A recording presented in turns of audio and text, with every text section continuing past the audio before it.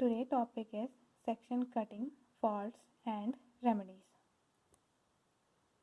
Section cutting is the type of process by which we cut the ribbon-like thin slices of tissue which was previous prepared, that is known as paraffin block. Section cutting आपका एक ऐसा process होता है जिसमें आप tissue के thin slices को cut करते हो। टिश्यू के थिन स्लाइसेस को कट करने के लिए आपको फर्स्ट ऑफ ऑल टिश्यू का एक प्रॉपर पैराफिन ब्लॉक प्रिपेयर करना पड़ता है जो कि आप टिश्यू प्रोसेसिंग के स्टेप में कंप्लीट कर देते हो। टिश्यू प्रोसेसिंग के 4th स्टेप में आपका एम्बेडिंग और ब्लॉक प्रिपरेशन का होता है, जिसमें आप क्या करते हो, टिश्यू का एक ब्लॉक प्रिपेयर करते हो। जब आप इस स्टेप को कंप्लीट करते हो तो आपको कुछ इस टाइप का ब्लॉक मिलता है। इस ब्लॉक के जो सेंटर वाला पोर्शन है ये आपका टिश्यू है और जिसका आउटर पोर्शन है ये आपका पैराफिन वैक्स है। ये पैराफिन वैक्स आपके टिश्यू को सपोर्ट प्रोवाइड करवाता है, इसीलिए हम इसे सपोर्टिव मीडिया भी कहते हैं। दूसरा, section cutting is completed with the help of microtome and microtome knife.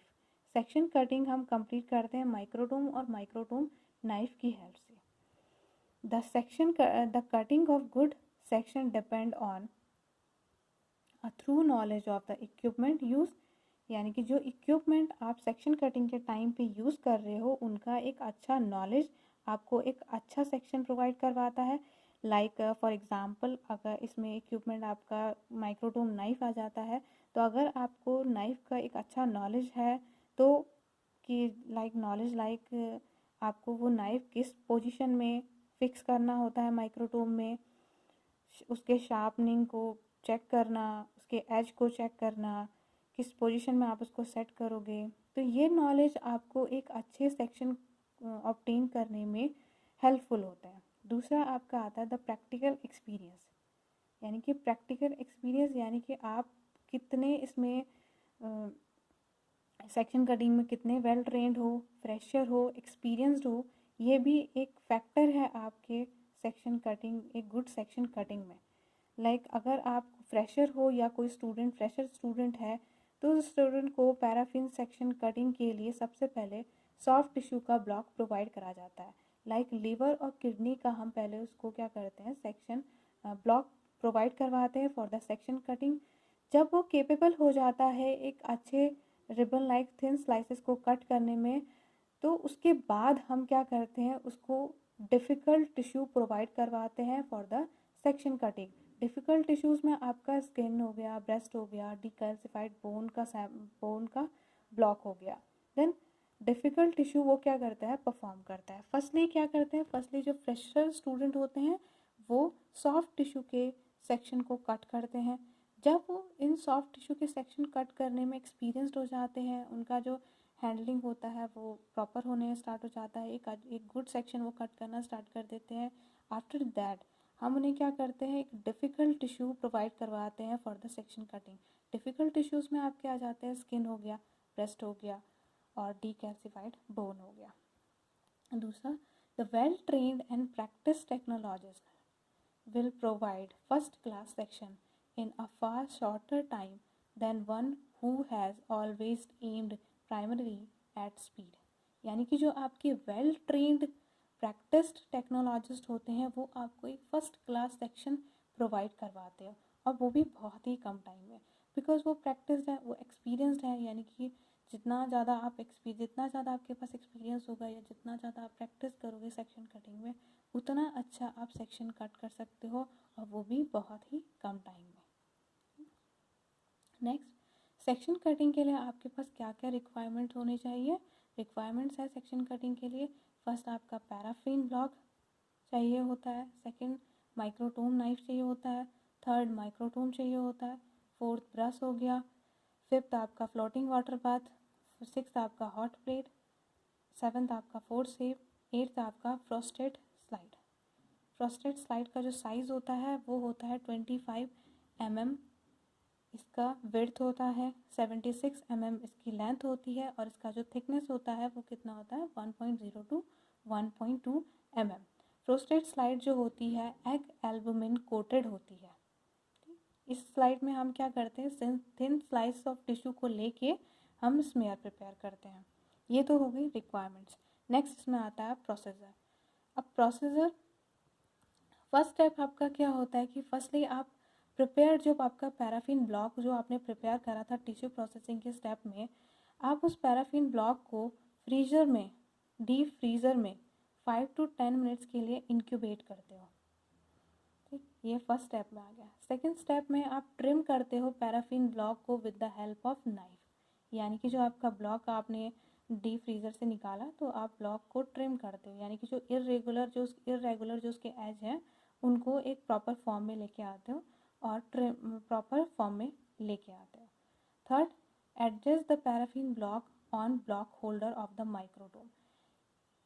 Third step में आप क्या करते हो, ट्रिम करने के बाद पैराफिन ब्लॉक को ब्लॉक माइक्रोटोम के ब्लॉक होल्डर में फिक्स कर देते हो, एडजस्ट कर देते हो।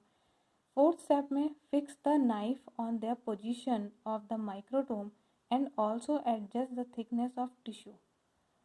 पैराफिन ब्लॉक को माइक्रोटोम ब्लॉक होल्डर में फिक्स करने के बाद आप क्या करते हो, नाइफ को माइक्रोटोम नाइफ होल्डर में फिक्स करते हो और थिकनेस एडजस्ट करते हो। टिश्यू की जो थिकनेस होती है उसको एडजस्ट करते हो आप नोब से, जो उसका नोब होता है थिकनेस एडजस्ट करने का कि कितने माइक्रोन का आपको थिकनेस चाहिए टिश्यू का, उसे आप नोब से एडजस्ट कर लेते हो। फिफ्थ स्टेप में cut the thin slices of ribbon like section by the using of mechanism of microtome. Next step, आपका ब्लॉक होल्डर में ब्लॉक फिक्स हो गया, नाइफ एडजस्ट हो गया, थिकनेस आपने एडजस्ट कर दिया, तो फिफ्थ स्टेप में आप अपने रिबन लाइक सेक्शन को कट करना स्टार्ट कर देते हो। ठीक है, माइक्रोटोम के मैकेनिज्म को यूज़ करके। सिक्स स्टेप में आप क्या करते हो, place the above ribbon like section in floating water bath by the help of forcep और ब्रश। यानी कि जो आपने रिबन लाइक सेक्शन को कट किया है उन रिबन लाइक सेक्शन को आप फ्लोटिंग वाटर बाथ में ट्रांसफ़र करते हो, किससे, फोर्सेप और ब्रश की हेल्प से। नेक्स्ट स्टेप में take the one in frosted slide which is coated with egg albumin and take up the floated tissue from floating water bath। यानी कि आप फ्रोस्टेड स्लाइड लेते हो जो कि आपकी एग एल्बुमिन से कोटेड होती है और उस स्लाइड में आप क्या करते हो, फ्लोटिंग वाटर बाथ से टिश्यू के सेक्शन को कलेक्ट करते हो और उसको स्लाइड के ऊपर उस सेक्शन को फिक्स करते हो। The next step, the above prepared section will be used for different type of staining procedure to identify the morphology of tissue। और जब आपने फ्लोटिंग वाटर बाथ से सेक्शन ले लिया, कलेक्ट कर लिया और टिश्यू के ऊपर उसको फिक्स कर दिया, फिक्स करने के बाद आप क्या करते हो, उस सेक्शन को different type of stain use करके स्टेन करते हैं, जो अकॉर्डिंग टू योर टिश्यू आप उसको स्टेन करोगे। स्टेन करने के बाद आप माइक्रोस्कोपी करके उसकी मॉर्फोलॉजी चेक करके आप रिज़ल्ट जो है डिस्पैच कर सकते हो पेशेंट को। ठीक, तो ये तो आपका हो गया सेक्शन कटिंग, यानी कि जो आपने ब्लॉक प्रिपेयर करा था, ब्लॉक प्रिपेयर करने के बाद आप कैसे थिन स्लाइसेस को कट करते हो, थिन स्लाइसेस को कट करने में कौन कौन से फैक्टर इन्वॉल्व होते हैं, कैसा क्या क्या रिक्वायरमेंट्स हमें चाहिए होती, क्या क्या रिक्वायरमेंट्स हमारी होती है, कौन कौन से स्टेप वाइज हम इसको प्रोसीजर को परफॉर्म करते हैं। तो ये आपका कंप्लीट हो गया है सेक्शन कटिंग। इन पूरे स्टेप में आपका सेक्शन कटिंग कंप्लीट हो गया है। अब आते हैं हम इसके बाद, जब सेक्शन कटिंग के टाइम पे कई टाइप के फॉल्ट्स जो होते हैं वो क्रिएट होते हैं। तो लाइक फॉल्ट्स आपके कौन कौन से हो सकते हैं, लाइक एक प्रॉपर हमें स्लाइस ना मिलना, इरेगुलर स्लाइसेस का मिलना, यानी कि जो स्लाइसेस, जो टिश्यू की स्लाइसेस कट हुई है उसके सेंटर पार्ट बहुत थिक होना, आउटर पार्ट बहुत थिन होना। तो इनके फिर क्या कॉजेज़ हो सकते हैं, इसका कॉज हो सकता है कि नाइफ़ की एज इरेगुलर हो। ठीक, अगर नाइफ़ की एज इरेगुलर है तो उसकी रेमेडीज़ क्या होगी, हमें एक शार्प नाइफ़ लेना चाहिए। दूसरा कॉज ये भी हो सकता है कि नाइफ़ आपने बिल्कुल प्रॉपरली सेट ना किया हो ब्लॉक के अकॉर्डिंग, तो फिर हम क्या करेंगे, इसका रेमेडी ये होगा कि आप नाइफ़ को प्रॉपरली एडजस्ट कर लो। या फिर इसका एक और कॉज ये भी हो सकता है कि आप इम्प्योर पैराफिन वैक्स यूज़ कर रहे हो। अगर आप इम्प्योर पैराफिन वैक्स आपने यूज़ करा है तो आपको पैराफिन वैक्स को चेंज करना होगा, ब्लॉक को वापस से प्रिपेयर करना होगा। दूसरा फॉल्ट इसमें ये भी आ सकता है, failure of the block to form ribbons. ठीक है, तो इसका जो कॉज है वो क्या हो सकता है, हार्ड पैराफिन, या फिर the tilt of knife is too far towards the block. ठीक, अब इसमें जो रेमेडीज़ है, हम रेमेडीज़ क्या यूज़ कर सकते हैं, coat the edge of block with the soft wax, यानी सॉफ्ट वैक्स से हम क्या कर सकते हैं, उसके एज को कोट कर सकते हैं। एडजस्ट द टिल्ट, एडजस्ट कर सकते हैं। नेक्स्ट इसमें आ सकता है कि इस टाइप के आपके बहुत सारे फॉल्ट्स होते हैं जो आपके सेक्शन कटिंग के टाइम पे क्रिएट होते हैं। इरेगुलर स्लाइसेस ऑब्टेन होना, या एक at the time of section cutting block में से टिश्यू का बाहर निकल जाना। और इनके कॉजेज़ भी डिफरेंट डिफरेंट होते हैं, लाइक नाइफ़ का प्रॉपरली शार्प ना होना, या नाइफ़ एक प्रॉपर पोजीशन में ना एडजस्ट होना।